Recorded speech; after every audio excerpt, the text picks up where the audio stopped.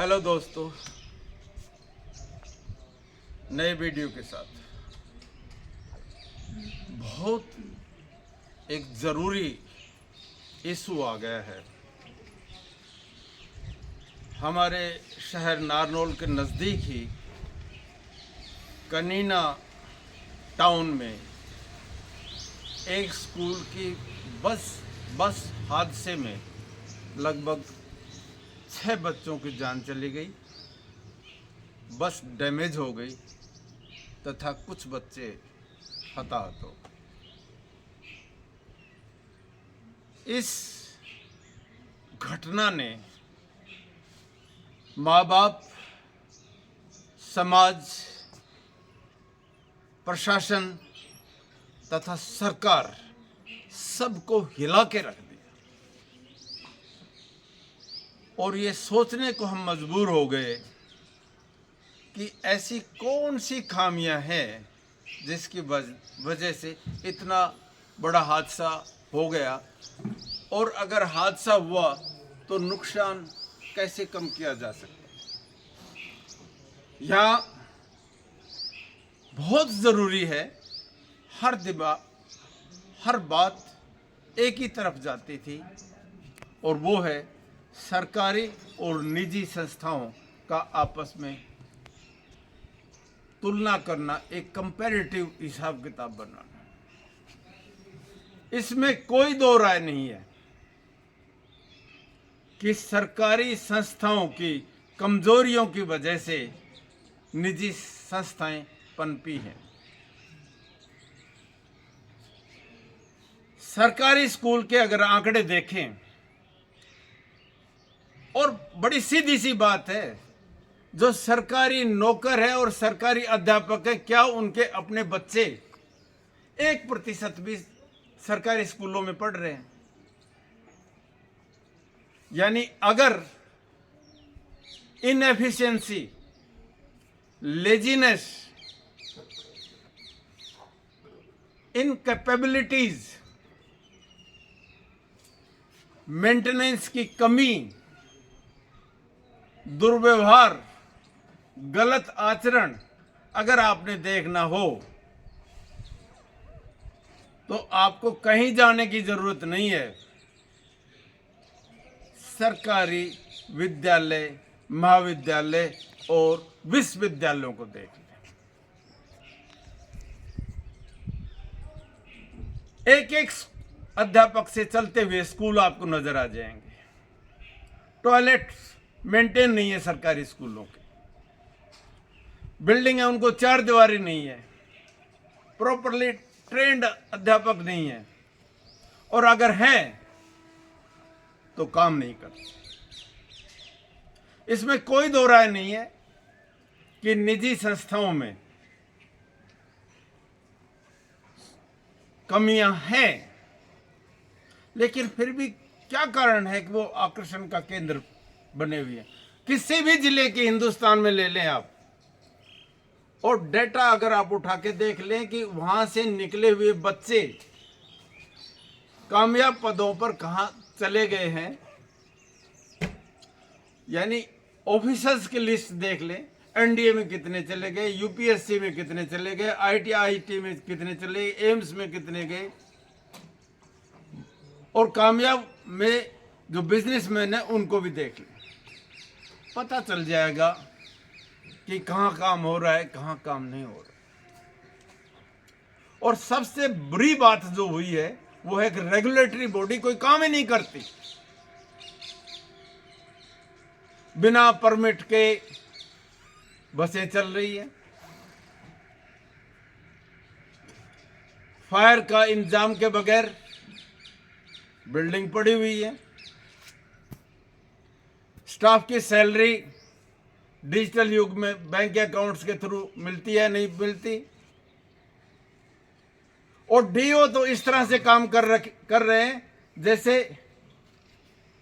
सिर्फ और सिर्फ एक पैसे का साइफन बन गए हो। गोबर गैस प्लांट की तरह से काम हो रहा है। इसके अलावा जिला प्रशासन काम बहुत होता है, इसमें कोई दो राय नहीं है, लेकिन जिला प्रशासन सारा का सारा ऐसा लग रहा है इनएफेक्टिव है। अगर रोड डिजाइन ठीक होता तो इतना बड़ा हादसा नहीं होता। हमारे कॉलेज में एक एम्प्लॉय है, उसने बताया अगर सड़क बिल्कुल के साथ जमीन लेवल में होती, अर्थात सड़क के साथ बड़े गड्ढे नहीं होते, तो बस नहीं उलटती। और बच्चे सबसे ज्यादा कैजुअलिटी उनके जो गेट खोल के उस तरफ कूद गए जिस तरफ बस पलटी थी। जिस तरह से हमको ट्रेनिंग एनसीसी में दी जाती है कि जब हादसा हो जाता है तो आपने बचाव किस तरह से करना है, वो ट्रेनिंग नहीं थी। रोड डिजाइन ठीक नहीं है, शराबी ड्राइवर्स को लगाया हुआ है। जब एक जगह झगड़ा हो गया था तो उस ड्राइवर को वहीं पे रोक क्यों नहीं लिया गया? और रोड डिजाइन की बड़ी सीधी बात है कि पीडब्ल्यूडी क्या काम कर रही है, सड़क उठाने की क्या जरूरत है, और वहां साथ साथ बने हुए गड्ढों की क्या जरूरत है? शहर के बीच में हमारे अग्रसेन चौक सर से लेकर छलक नदी तक सड़क के बिल्कुल बीच में बिजली के पोल खड़े हुए हैं, बड़े बड़े पेड़ खड़े हुए हैं, वो एक्सीडेंट का न्योता देंगे।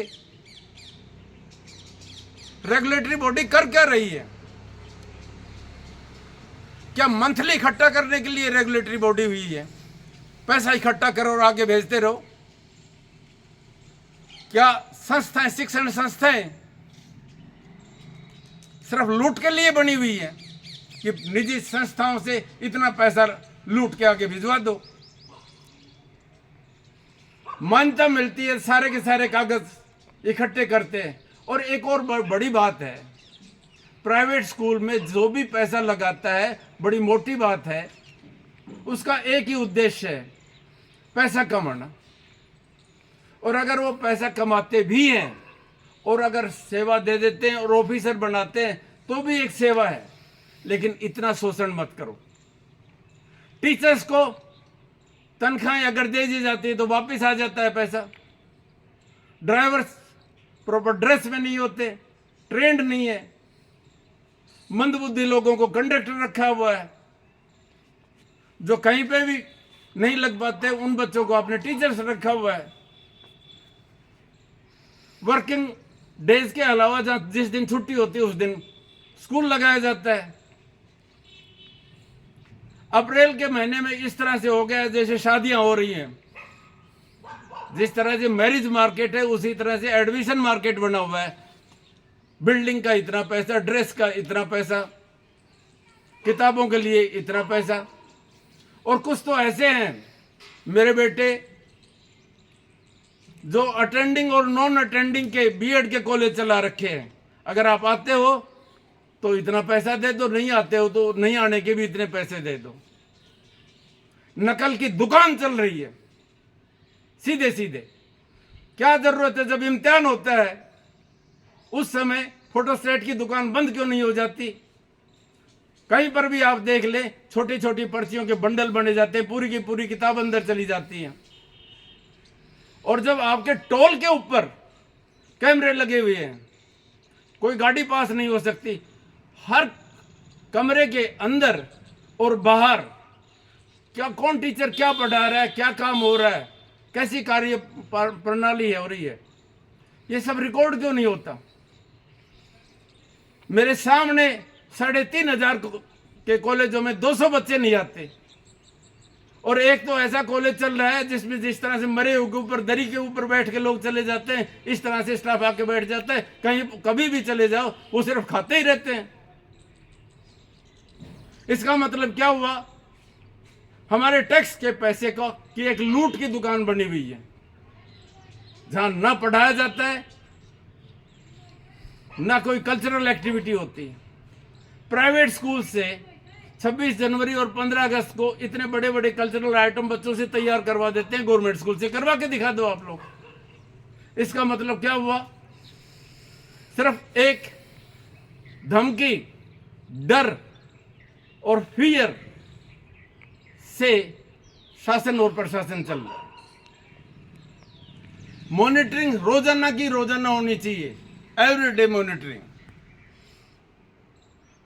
नहीं तो ये हादसा एक ऐसा सबक सिखा के गया कि और बड़े हादसे हो सकते हैं।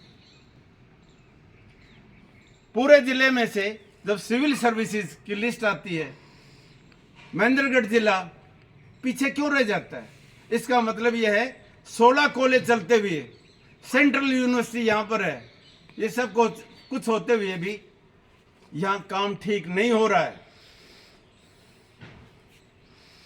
पद पर उन लोगों को बैठाए जो काबिल हों।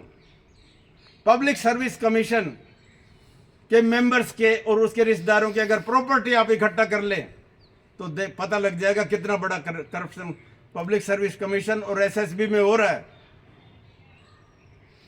वो उन लोगों को शिक्षण संस्थाओं में भेज देते हैं जो बुझी हुई मोमबत्ती है, जो जलती नहीं है, जो खुद एनलाइटन नहीं है, जो ठीक से लर्नड आदमी नहीं है, जिसमें अनुशासन की कमी है।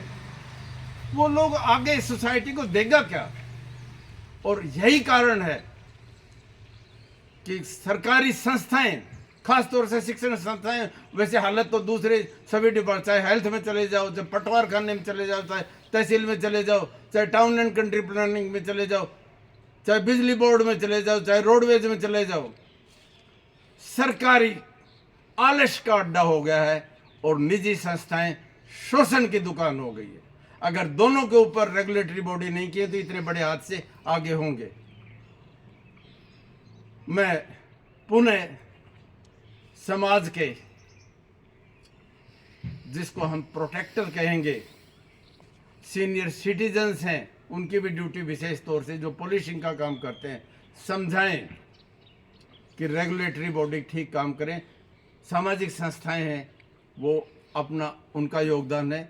माँ बाप हैं, उनका भी अपना रोल है, वो भी ज़रूरी है। और सबसे ज़्यादा जो आप बच्चों के साथ क्योंकि फ्यूचर हमारे सिटीजन्स हैं, उनके लिए इतने अच्छे चैनल और रास्ते बनाए कि हमारा देश फिर से एक इतने ऊंचे मुकाम के ऊपर आ जाए कि हम प्राउड इंडियन बने।